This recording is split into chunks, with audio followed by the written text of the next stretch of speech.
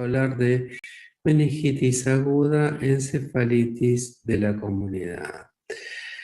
Eh, Vamos a empezar. Es importante tener en cuenta que la meningitis, si bien ha disminuido su presentación, o sea, hay menos casos, sigue siendo una patología muy grave dentro de los capítulos de infectología.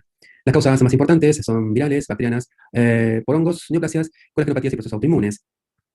Las podemos clasificar en agudas, subagudas y crónicas. Esto va a depender de la velocidad de presentación. La mayoría de las agudas se dan en 48 72 horas, y esto obviamente menor de 5 días, y las subagudas entre 5 y 30 días, y las crónicas por encima de estos 30 días. Hay que tener en cuenta que es una emergencia infectológica, se debe administrar antibiótico entre los 30 minutos, y en algunos casos puede requerir neurocirugía.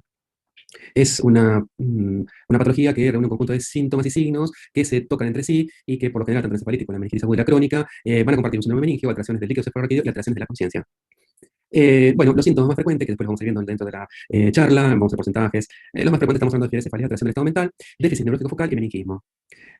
Digamos que es una patología de elevada morbi-mortalidad. En el mundo hay 1,2 millones de casos anualmente. Esto puede ir variando porque lo que hemos comentado al principio, que ha disminuido la frecuencia de la presentación de las meningitis. Siempre y cuando de qué zona estamos hablando, ¿no? Los países europeos y de Norteamérica, obviamente esto se está dando así. Por ahí en otros países como en la India y en África quizás esto no sea tan así, no estén disminuyendo.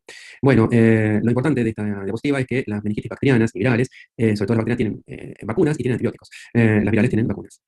De las causas más frecuentes de las bacterianas, acá estamos viendo un cuadro en el que podemos observar la mayoría de todas las causas de meningitis. Vemos que de las bacterias las más importantes o las más frecuentes serán como el Streptococcus pneumoniae, el 71%, le sigue la Neisseria meningitis, 12%, luego la influenza, el 6%, y la Listeria monocytogenes, 4%. Dentro de las virales, podemos observar que la más frecuente, estamos viendo que son los virus, o sea, los enterovirus no polio, el herpesvirus y el arbovirus. Acá vamos a hablar un poquito de las características. Estamos viendo que son los virus, o sea, los enterovirus no polio, el herpesvirus y el arbovirus. Acá vamos a hablar un poquito de las características del líquido cefalorraquídeo, que la vamos a seguir viendo durante toda la charla, pero en general lo más importante que hay que tener en cuenta es que las meningitis bacterianas, el líquido cefalorraquídeo, va a estar caracterizado por una hipoglucurraquia, que puede llegar hasta 0, una hiperproteinorraquia, que puede ser importante, de 1 a 3 gramos, incluso a veces más, y que va a tener una hipersuricemia, que el problema general es predominio polimorfonuclear y que puede variar hasta incontables elementos. De las meningitis virales o líquido cefalorraquídeo claro, por lo general la glucosa se mantiene en niveles normales, o no hay descenso de la glucosa. Las proteínas se ven aumentadas, pero muy poca cantidad, a veces no llegan a 1 gramo, y la célula proteína es el predominio de mononucleares. La tuberculosa sí presenta hipoglucurraquia, no tan severa como las bacterianas, pero sí presenta hipoglucurraquia. Va a tener un aumento de las proteínas que puede llegar entre 1 y 1,5 gramos, a veces más, pero no es tan importante como de las bacterianas, y la célula también va a ser a predominio de mononucleares. Bueno, vamos a hablar entonces de la meningitis bacteriana aguda o líquido cefalorraquídeo turbio. Es importante que, si bien se presenta como un cuadro de meningitis, inflamación de las meninges, puede haber un compromiso cefálico. Esto puede ser porque se genera un absceso y esto comprometa el parénquima cefálico. Como ya habíamos hablado, es importante el diagnóstico oportuno, rápido, para poder identificar el germen y hacer un tratamiento correcto. Bueno, las meningitis bacterianas y algunos factores de riesgo extras que tendrían que ver con personas que han tenido alguna dificultad previa, como por ejemplo una fractura de cráneo, un TEC, una neurocirugía, que estén inmunocomprometidos, que tengan una derivación de líquido cefalorraquídeo, o algunos de los estados como el embarazo, el puerperio, los neonatos, una insuficiencia crónica, cirrosis, HIV, diabetes, todas aquellas patologías que son comorbilidades, en algunos casos como la diabetes y el inmunocompromiso, o una neoplasia, y otros estados como el puerperio, ¿no? Que pueden generar una deficiencia de la inmunidad. Y esto hay que tener en cuenta por los gérmenes que se pueden producir. Y ahí tenemos un poco en este cuadro qué gérmenes son más frecuentes. Lo importante de todo esto es tener en cuenta que en las neurocirugías y los traumatismos cefalocranianos hay que tener siempre en cuenta el estafilococcus aureus y la pseudomonas aeruginosa. Y que también esto se daría en las derivaciones del líquido cefalorraquídeo, en el cual hay que tener el estafiloepidermidis, el aureus, la bacillus negativo.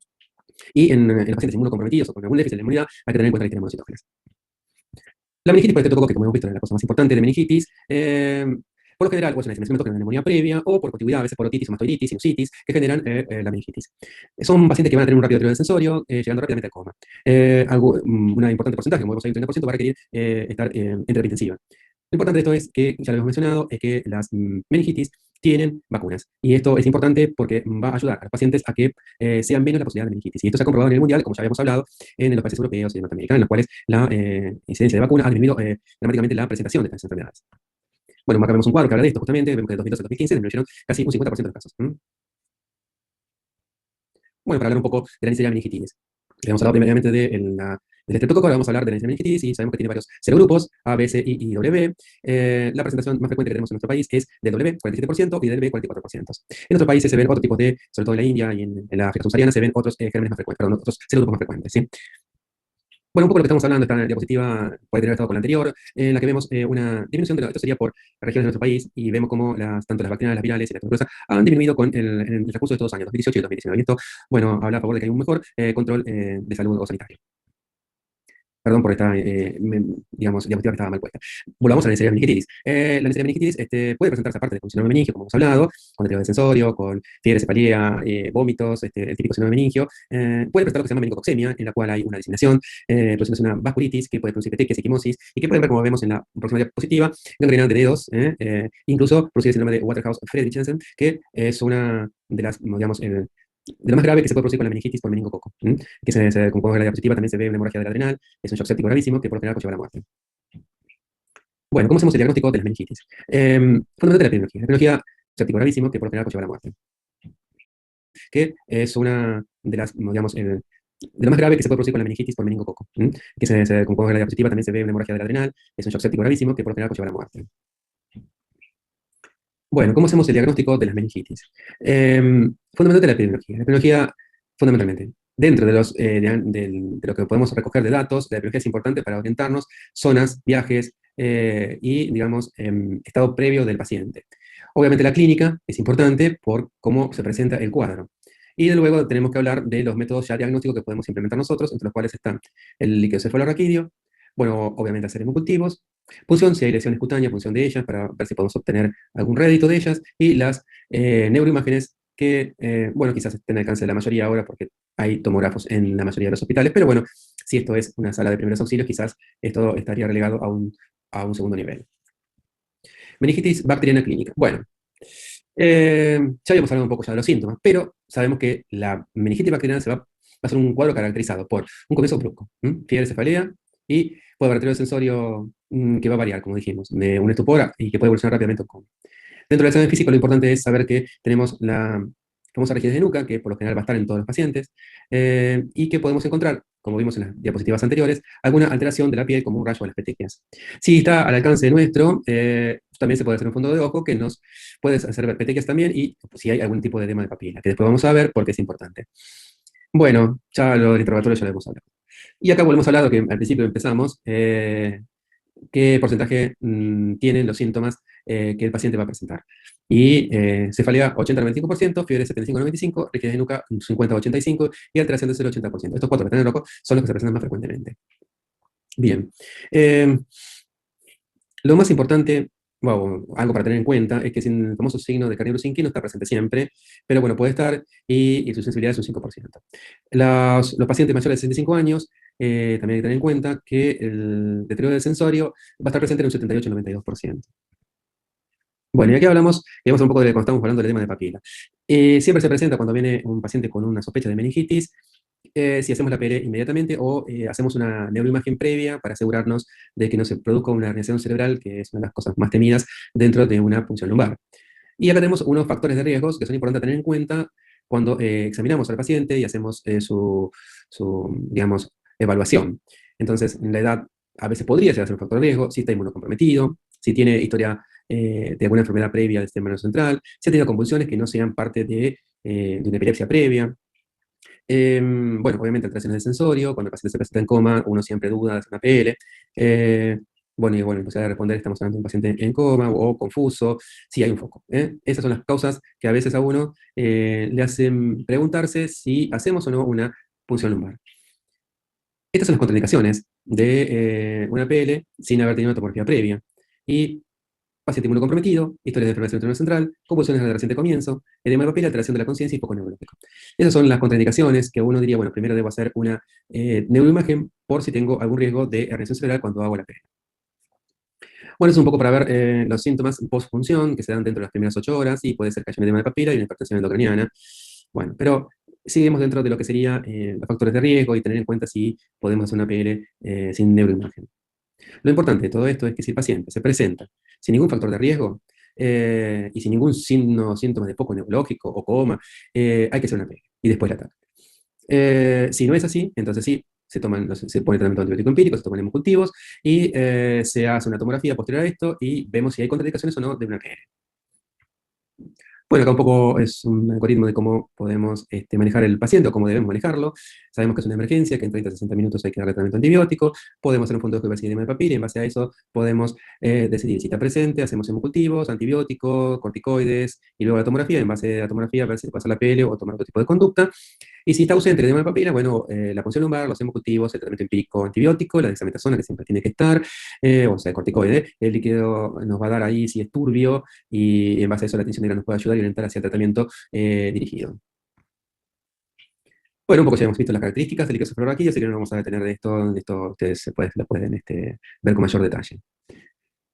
Bueno, es importante la atención, como hablamos de Gram y los cultivos. Hay que tener en cuenta si ha recibido antibióticos previos, porque depende de la cantidad de horas previas de recibir antibióticos, puede haber una meningitis que se conoce como decapitada, en la cual se esterilizó el líquido cefalorraquídeo y por lo tanto no vamos a poder rescatar ningún germen. Dentro de las pruebas de laboratorio que se pueden hacer, aparte del GRAN, tenemos la COA, pero eso era un método que se hacía antes y que ahora no está recomendado. La PCR es muy importante, sobre todo para los procesos virales, tiene una sensibilidad y una especificidad del 91 y 98% respectivamente. El lactato ya quedó en desuso porque otras patologías lo pueden producir y no sería, digamos, algo que sea específico de la meningitis. Bueno, el tratamiento de la meningitis líquido cefalorraquídeo turbio. Ya lo hablábamos, pero lo repetimos infinidad de veces, siempre entre 30 minutos después de entrar y sospechar una meningitis, o sospechar o diagnosticar clínicamente una meningitis, hay que dar el tratamiento antibiótico. ¿Sí? Y esto es fundamental según edad y riesgo. Y también el inicio de corticoides. El inicio de corticoides es importante que sea, como dice en la diapositiva, entre 10 y 20 minutos previo al antibiótico, porque lo que estamos intentando realizar es que cuando se dé el antibiótico se va a producir una gran destrucción de la pared celular de las bacterias y esto va a generar un compromiso inmunológico peor, empeoraría el cuadro, porque todas estas partículas, digamos, de la pared celular van a generar una elevación de citoquinas y elementos proinflamatorios que van a agravar todo el cuadro. Bueno, obviamente con un paciente que ha venido en estado con una meningitis y que se va obviamente a internar, hay que hacer un soporte de lo que necesite, fundamentalmente de fluidoterapia y de antibióticos, y si lo requiere, pasará a la terapia intensiva, de acuerdo a su Glasgow, será intubado y respirado. Esto, ahí tenemos, por ejemplo, que el Glasgow menor de 8, igual hay que intubarlo y respirarlo para proteger su homeostasis cerebral. Bueno, dentro de los criterios que serían el ingreso a terapia intensiva, bueno, siempre se habla que los pacientes que están con una meningitis en las primeras 48 horas debería estar en terapia intensiva para ver su evolución y, por lo tanto, para no tener que estar apresuradamente derivándolo si es que el paciente empeora su cuadro neurológico. También es importante considerar de que si no tenemos la posibilidad de entrar a la terapia intensiva de primera, o sea, si no se puede porque no hay cama, o por alguna situación especial o no tenemos terapia, es importante valorar siempre el Glasgow y tener en cuenta que un Glasgow por debajo de 13 necesita terapia intensiva, ¿sí? Bueno, obviamente cuando viene un paciente, hacemos el diagnóstico de meningitis y tenemos que aplicar dentro de 30 minutos el antibiótico. Obviamente este va a ser empírico porque todavía no tenemos determinaciones que nos van a decir qué germen es, así que en base a la edad vamos a poner los antibióticos. De 18 a 50 está recomendada la ceftriaxona, mayor de 50 o algún factor de riesgo para listeria, ceftriaxona más ampicilina. En los inmunocomprometidos es conveniente la asociación de ceftazidima ampicilina banco o CPP ampibanco o meropenem ampibanco. Si hay una fístula de líquido cefalorraquídeo, se inicia con ceftriaxona, y si es un TEC, una neurocirugía, una derivación, como hemos hablado ya antes, el tratamiento, como podría estar comprometido un estáfilo o un enfermero negativo, es conveniente comenzar con ceftazidima, cefepime o meropenem, más vancomicina. Y el colitin siempre está ahí si lo aplicamos o no. Si la evolución del paciente indica que no es buena, estaría recomendado el colitin. Bueno, esto ya es según germen, hay que tener en cuenta acá que según germen lo que más nos importa es la SIM, porque sabemos que hay resistencia a la penicilina y a la ceftriaxona.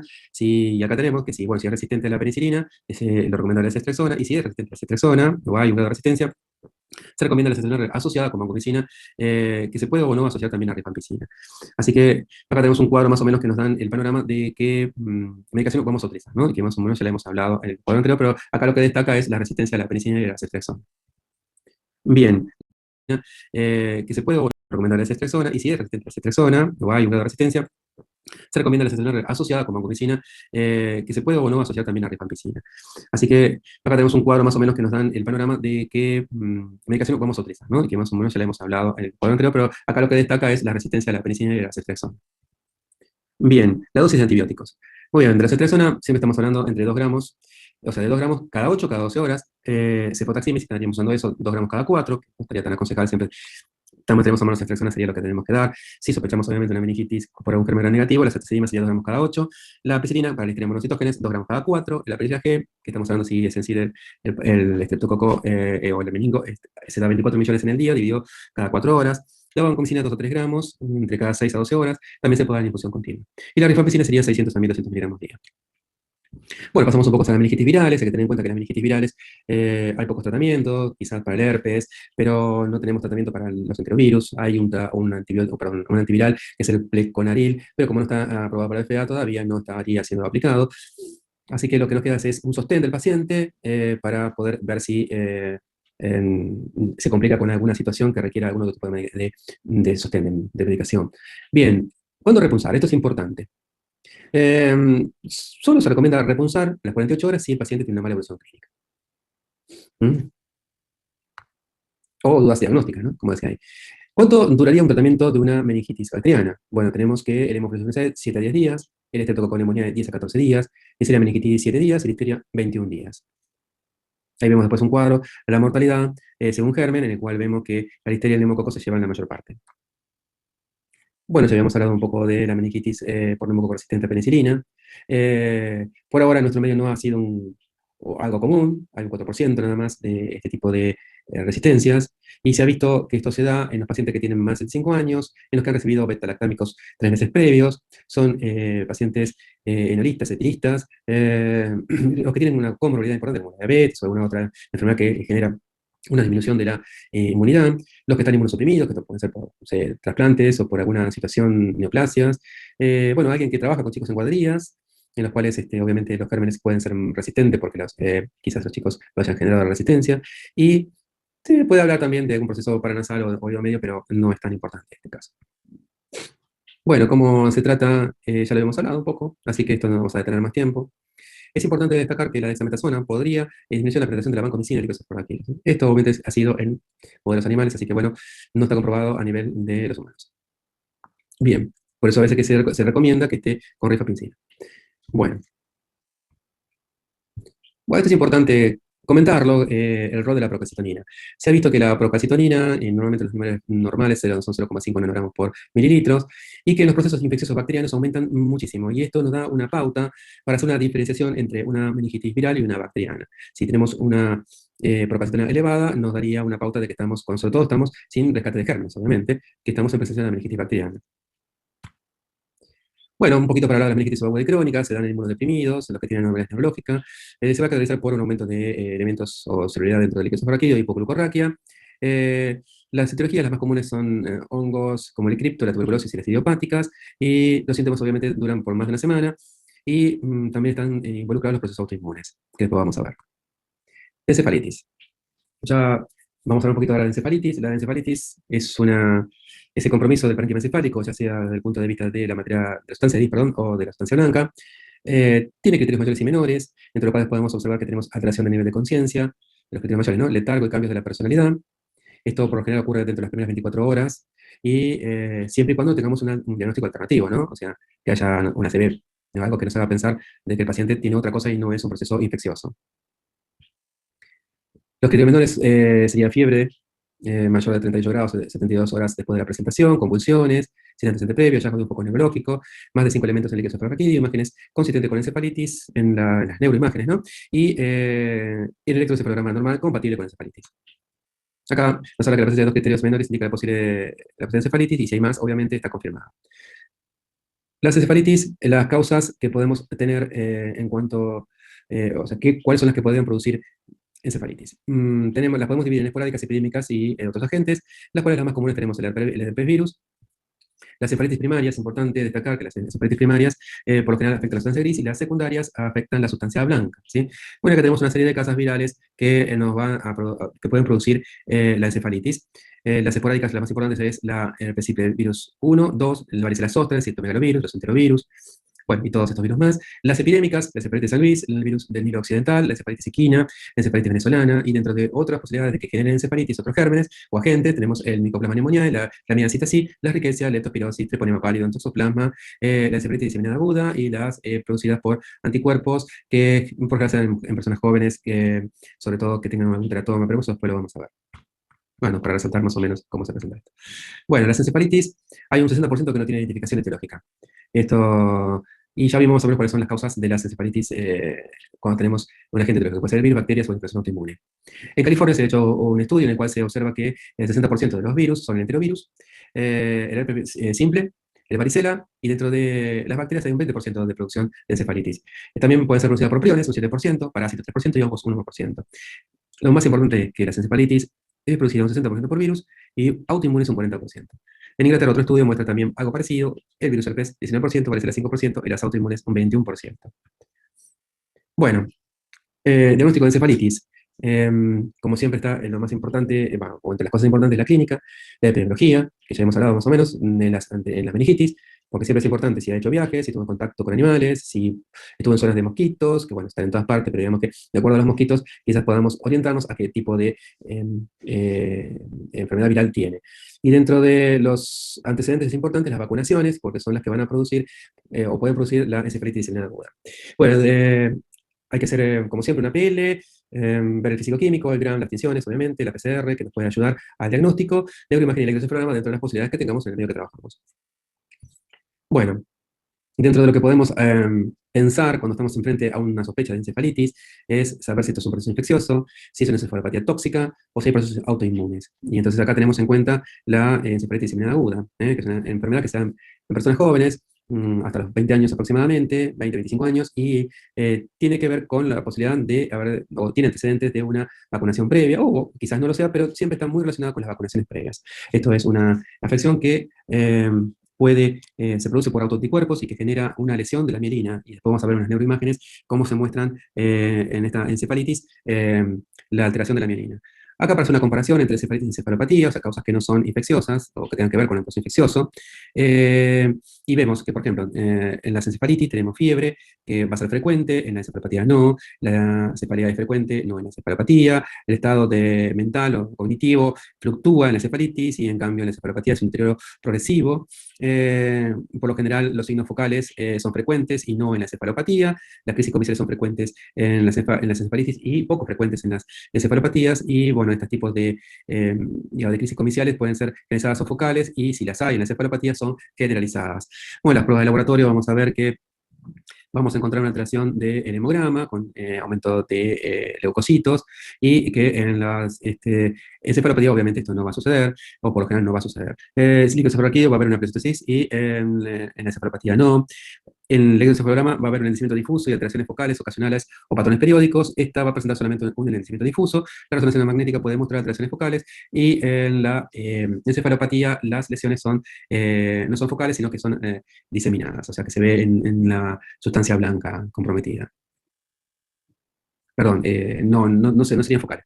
Bueno, acá tenemos la encefalitis diseminada aguda, que es la que estaba confundiendo recién con la encefalopatía. Las diferencias entre una encefalitis viral y la encefalitis diseminada aguda. Como dijimos, la edad, al principio cuando estábamos hablando de la encefalitis diseminada aguda, por lo general se da en menores de 25 años. La encefalitis viral, obviamente, cualquier persona, cualquier edad. La vacunación es una de las causas más frecuentes de asociaciones. En la viral, obviamente, no. En la enfermedad prodrómica es frecuente en la encefalitis aguda, es infrecuente en la encefalitis viral. Enfermedad prodrómica como procesos infecciosos, ¿no? La fiebre en la encefalitis diseminada es infrecuente, y sí es frecuente en las encefalitis, sobre todo al principio. Puede haber compromiso de la visión en la encefalitis diseminada, y es infrecuente esto en la encefalitis viral. En los hallazgos de laboratorio vamos a encontrarnos que hay una leucocitosis, o sea, con respecto a los leucocitos, hay un aumento de ellos en la encefalitis diseminada, perdón, en la viral y no en la diseminada. Y con respecto a las neuroimágenes, la resonancia nuclear magnética va a aportar que en la encefalitis diseminada va a haber hipertensidad en la sustancia blanca, en ambos hemisferios, ganglios basales, tronco del encéfalo, cerebelo y médula espinal. Y en la encefalitis viral, lo que se va a ver es una sensibilidad variable con áreas focales de hiperintensidad que afectan la sustancia gris de ambos hemisferios, ganglios basales, tronco del encéfalo y cerebelo. El líquido cefalorraquídeo va a tener una pleocitosis linfocitaria, proteínas elevadas, glucosa normal, cultivos y estudios virales negativos en la diseminada, y en la viral vamos a tener una pleocitosis linfocitaria, en el plasma nuclear, proteínas elevadas, glucosa normal y cultivos bacterianos negativos. Bien, La identificación de la gente que produjo la diseminada es rara y en la viral puede ser que la podamos descubrir con la PCR. Y en la anatomía patológica lo que vamos a encontrar en la diseminada es una inflamación linfocitaria perivenular con diseminación y edema adyacentes, y en la encefalitis viral nos vamos a encontrar que en la inflamación periocular, inflamación de sustancia gris, muerte neuronal y de células gliales, edema y cuerpos de inclusión virales. Bueno, muy bien.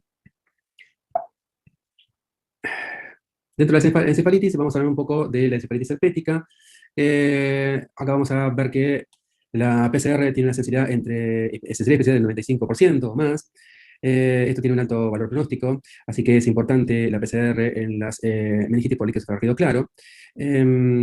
Puede haber falsos negativos, sobre todo si hay contaminación con sangre. El electroencefalograma nos va a mostrar descargas epiletiformes unilaterales y ondas lentas focales a nivel temporal o frontotemporal. Y la neuroimagen nos va a mostrar que, si bien tarda algunos días en presentarse, hay una hipodensidad en la región temporal frontal basal, perdón, y puede haber hemorragias.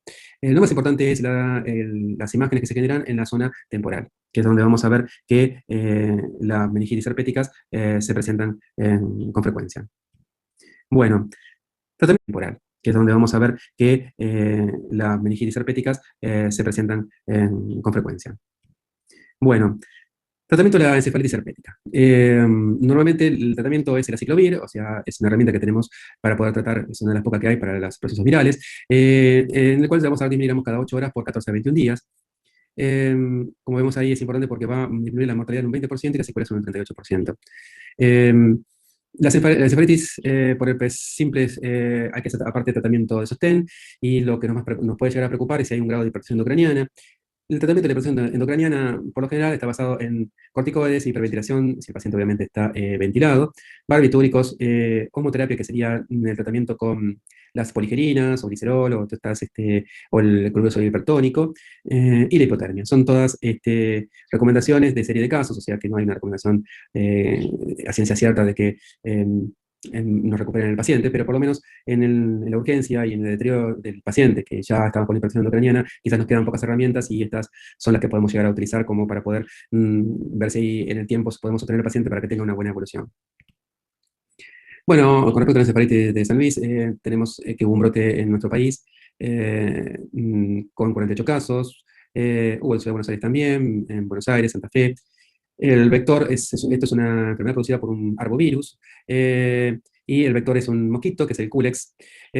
Bueno, también puede estar se puede encontrar el virus en pájaros, como las torcasas, que ellos son como hospederos donde diseminan, y los mosquitos pueden trasladar a los huéspedes humanos. Bueno, esta es la encefalitis autoinmune, se da en menos de 30 años, tiene hay una relación con el herpes virus y con la encefalitis del Nilo Occidental y la varicela zoster.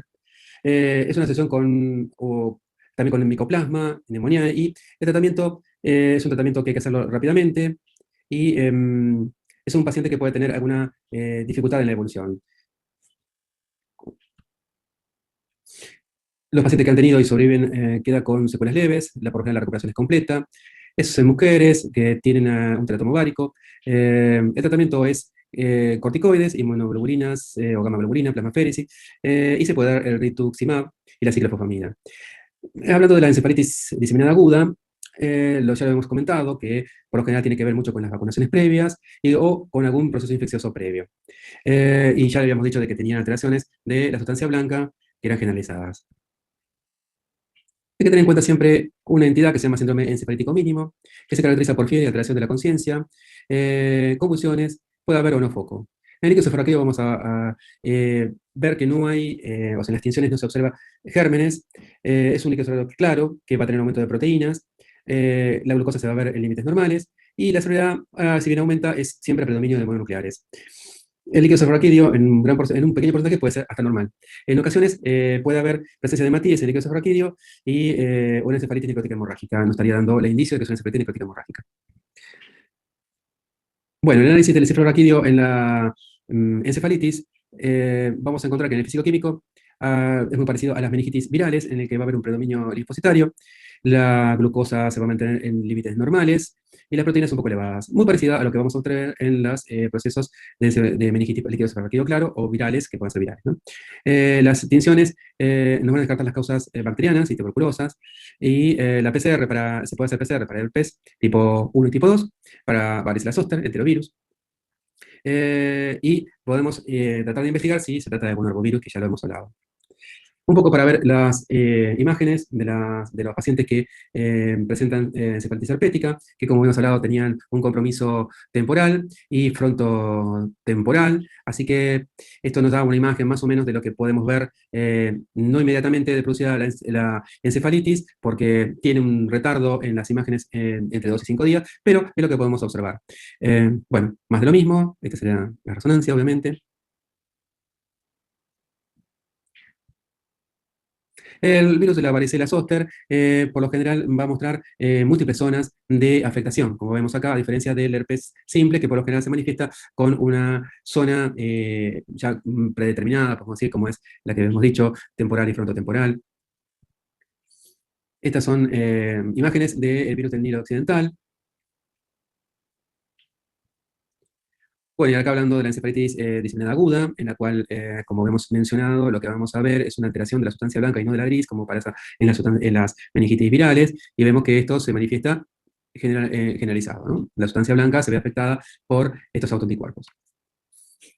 Bueno, acá un poco hablando de el manejo ya de terapia intensiva, lo habíamos hablado al principio, que toda meningitis que sospechamos por el cuadro clínico y epidemiológico que trae el paciente, y después de haber hecho los primeros enfoques, que sería la PR, la imagen y el tratamiento antibiótico rápido, sería conveniente que estuviera por lo menos 48 horas en terapia intensiva para ver la evolución, sobre todo si el paciente tiene GLASO deteriorado, y estamos hablando de un GLASO menor de 13, menor o igual de 13.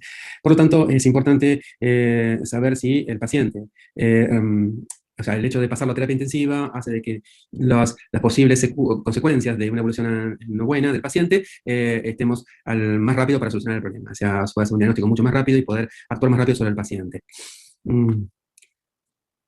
Obviamente que de acuerdo al estado del paciente y del GLASO que tenga, si estamos hablando de un paciente que tiene un GLASO inferior a 8, sabemos que tiene que estar en todo respirado, así que tenemos que proteger la vía aérea. Incluso si este GLASO es menor de 13, ya estaríamos pensando en la posibilidad de una protección de la vía aérea por posibles broncoaspiraciones. Si se decide la intubación y la respiración, obviamente que hay que generar una sedación adecuada para que el paciente no esté combativo y esté adaptado al respirador.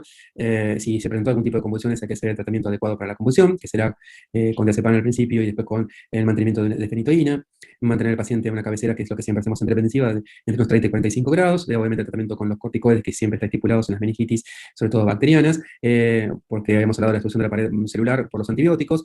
Bueno, si el paciente presenta algún tipo de hipertensión intracraniana, vemos que el paciente está sufriendo deterioro de Glasgow y nos habla de una posible hipertensión intracraniana, bueno, empezaremos con la terapéutica que tenemos como para poder manejar la hipertensión intracraniana, entre las cuales está la hiperventilación, no sé por qué vimos en alguna de las diapositivas, la hiperventilación, el uso de, obviamente, de corticoides que ya lo tenemos, el uso de hipertónicos y de poligerinas y glicerol o lo que tengamos a mano como para poder ver si hacemos un manejo clínico de la hipertensión endocraniana, que puede llegar a un estado en el cual requiera hasta desplacatamiento, o sea que sea algo neuroquirúrgico.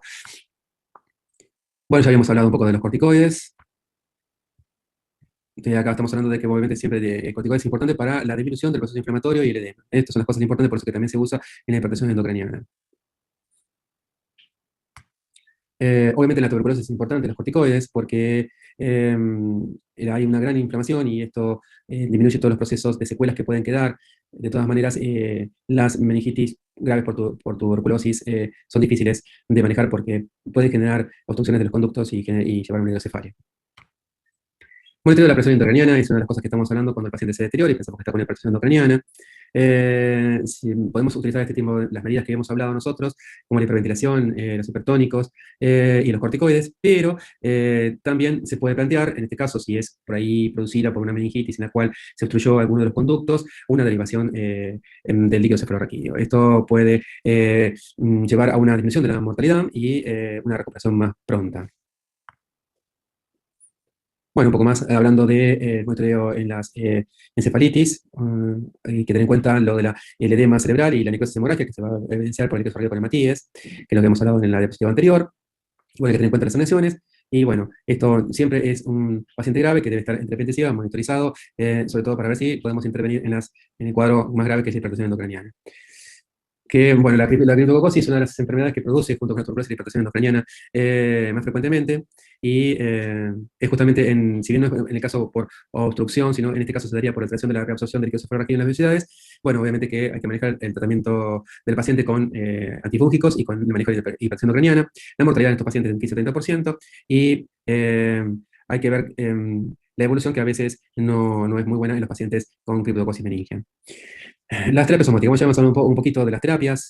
Son terapias ya de lo último que podemos hacer eh, cuando se nos presenta la hipertensión endocraniana, y si bien no hay mucha literatura que avale, a veces es el único recurso que nos queda. Bien, ya hemos hablado un poquito de la hiperventilación, el coma barbitúrico, que es una forma de tratar de disminuir el metabolismo celular al máximo, como para poder disminuir el edema vasogénico y todo, y de esta manera generar una posibilidad de respuesta favorable en el tiempo. Y bueno, la hipotermia como último caso, que bueno, esto son todas recomendaciones que se dan por serie de casos, y no hay otro tipo de recomendación de tipo A, ¿no? Eso por ahora no ha sido demostrado. Bueno, el tratamiento de las convulsiones. Es importante saber si tenemos lesiones ocupantes en la cavidad craneal, y esto en el parénquima encefálico. Si tenemos una meningitis con un grado menor de 8, o una encefalitis, bueno, estaría planteado el tratamiento de las convulsiones si se siguen repitiendo. Es evidente que tenemos que hacer un control con electroencefalogramas y ver si es necesaria el tratamiento de las convulsiones. Bueno, un poco de lo que hemos hablado, cuando tenemos con un paciente que la evolución de la hipertensión ucraniana es desfavorable, se plantea la posibilidad de una craniectomía con una descompresiva. También está avalado por series de casos, y esto nos llevaría a una disminución de la mortalidad y una mejoría del resultado en las infectaciones refractarias. Pero bueno, son pacientes muy graves y con probables malas evoluciones. Bueno, un poco de lo que hablamos, de la craniotomía descompresiva. Bueno, y acá llegamos al final de la clase. Espero que haya aportado como para que les quede un poco más claro